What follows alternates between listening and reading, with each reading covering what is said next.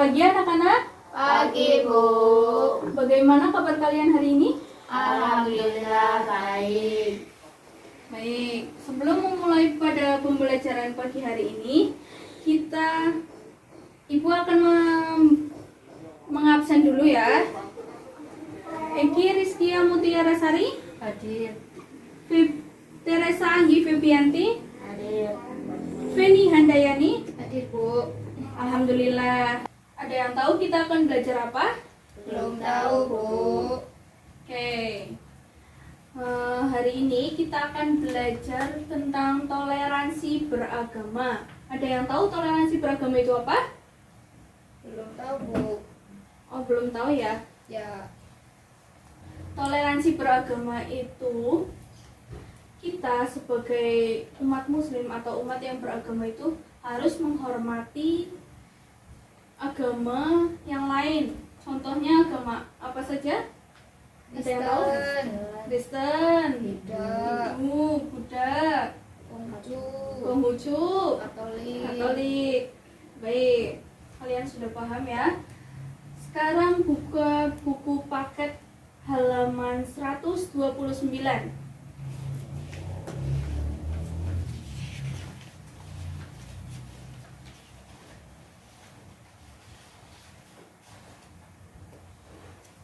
Sudah?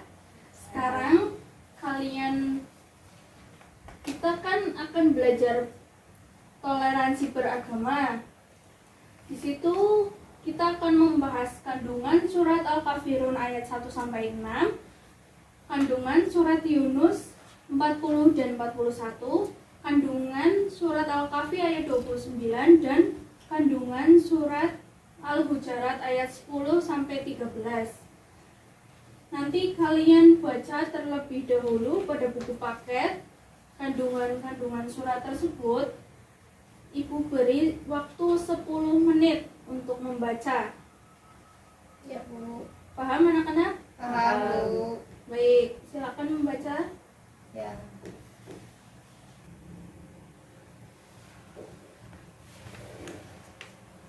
Sudah selesai anak-anak membacanya? Sudah, Bu. Baik, sekarang Ibu akan menjelaskan sedikit tentang apa yang tadi kalian baca. Yang pertama itu kandungan,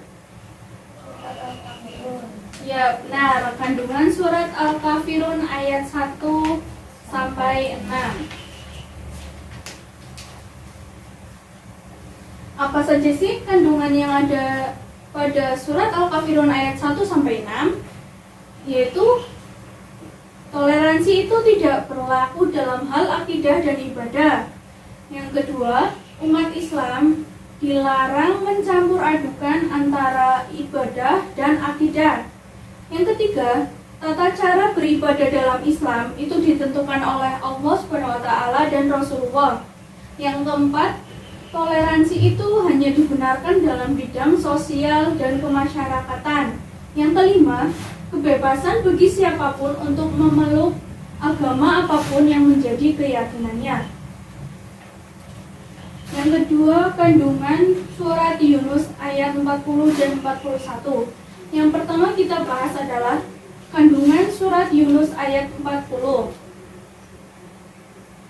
Pada ayat 40 ini menjelaskan orang yang tidak beriman atau kaum kafir yang mendustakan Al-Quran itu dibagi menjadi dua. Yang pertama, golongan yang mempercayai Al-Quran, dan yang kedua, golongan yang sama sekali tidak mempercayai Al-Quran dan terus-menerus di dalam kekafiran. Selanjutnya ayat 41 itu menjelaskan bahwa Allah Subhanahu wa taala memerintahkan Nabi Muhammad SAW untuk tegar dalam menghadapi orang-orang yang ingkar akan ajaran yang dibawanya. Beliau itu diperintahkan untuk menyatakan bahwa beliau tidak bertanggung jawab atas mereka dan mereka pun tidak bertanggung jawab terhadap perbuatan beliau. Dengan kata lain, bagiku pekerjaanku, bagimu pekerjaanmu. Hasil dari amal beliau pun tidak ada kaitannya dengan orang-orang kafir. Selanjutnya kita akan membahas kandungan surat Al-Kahfi ayat 29. Kandungan surat ini pada ayat 29 ini menegaskan bahwa manusia yang beriman atau tidak beriman kelak akan merasakan akibatnya masing-masing. Sebab manfaat dan keuntungan dari keimanan itu akan berbalik kepada kita sendiri. Juga demikian halnya bagi siapa yang ingkar atau kafir, maka biarlah mereka tetap kafir walau kaya dan jabatannya tinggi. Allah Subhanahu wa taala dan Nabi Muhammad tidak mengalami kerugian sedikit pun. Yang keempat, kita akan belajar kandungan surat Al-Hujurat ayat 10 sampai 13.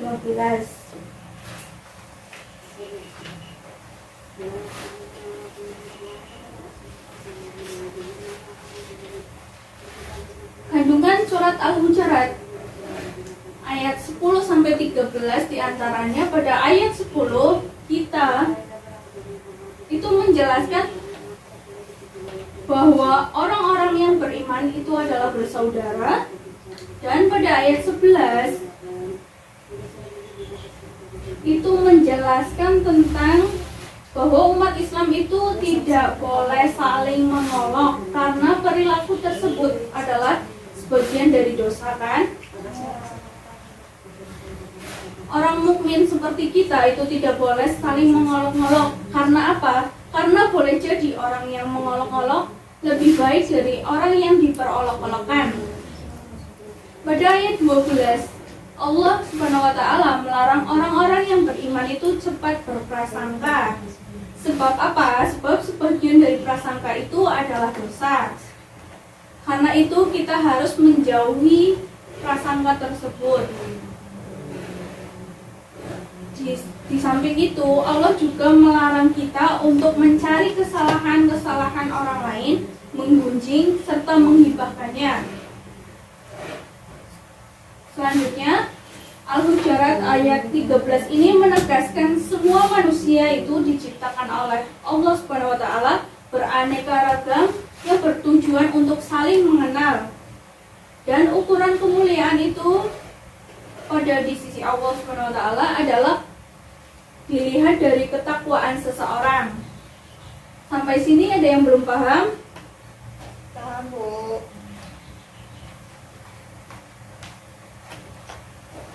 Selanjutnya kita akan membahas hadis apa sih yang terdapat toleransi beragama. Hadis yang terdapat dalam toleransi beragama itu adalah hadis riwayat Ahmad. Akan Ibu bacakan ya. Bismillahirrahmanirrahim.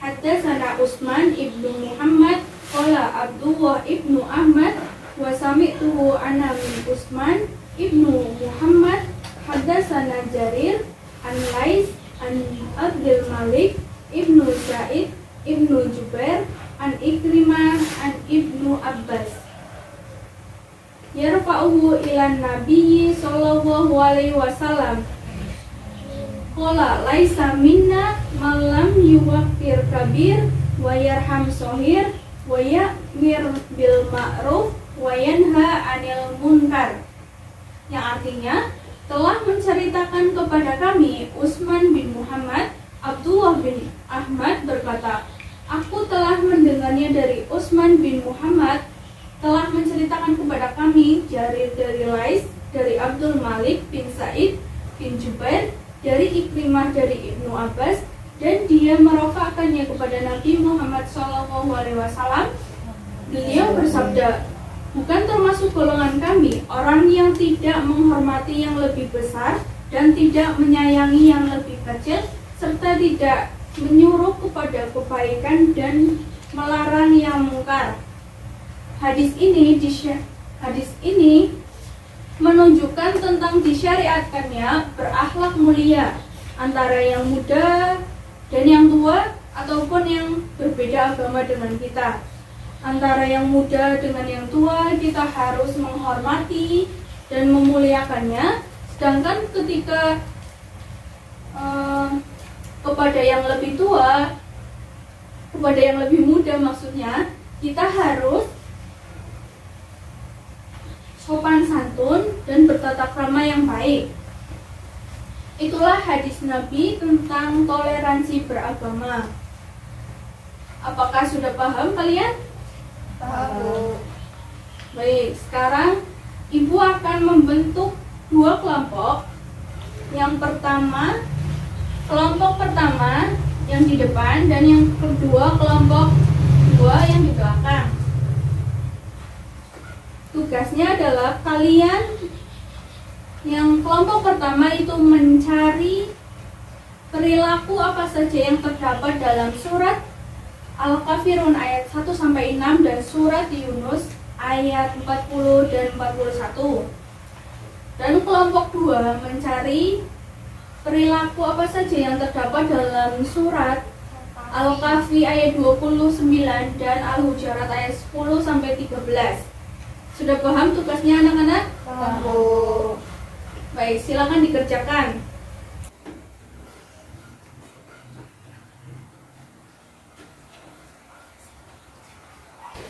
Sudah selesai anak-anak? Sudah, Bu. Baik, sekarang kelompok 1 mempresentasikan hasil diskusi kalian ya. Silakan maju ke depan. Di sini kami akan mempresentasikan hasil kelompok kami tentang perilaku toleransi beragama, sikap dan perilaku yang dapat diterapkan Quran Surat Al-Kafirun. Hendaknya setiap mukmin memiliki kepribadian yang teguh dan kuat. Dan saya akan mempresentasikan perilaku toleransi beragama yang dapat diterapkan sebagai penghayatan dan pengamalan Quran Yunus. Setiap orang mukmin harus taat pada Allah Subhanahu wa taala dan Rasulnya. Baik, bagus sekali. Kelompok 1 udah bener ya. Silakan kelompok 1 untuk duduk kembali. Sekarang giliran kelompok 2 untuk mempresentasikan hasil diskusinya. Di sini saya akan mempresentasikan hasil diskusi saya sendiri. Yang pertama itu perilaku toleransi beragama yang dapat diterapkan dalam Quran Surat Al-Kahfi ayat 29.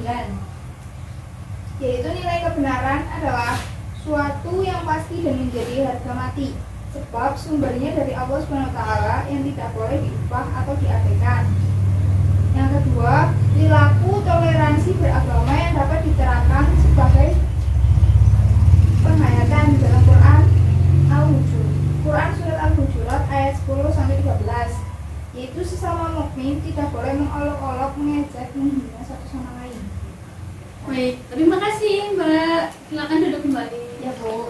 Ya, tadi kan kita sudah belajar tentang toleransi beragama, yang pada intinya kita sebagai umat muslim atau umat yang beragama itu harus menghormati dan menghargai penganut agama yang lain selain kita, dan juga kita harus sebagai yang lebih muda kita harus menghormati yang lebih tua, dan sebaliknya yang lebih tua harus menyayangi yang lebih muda kita.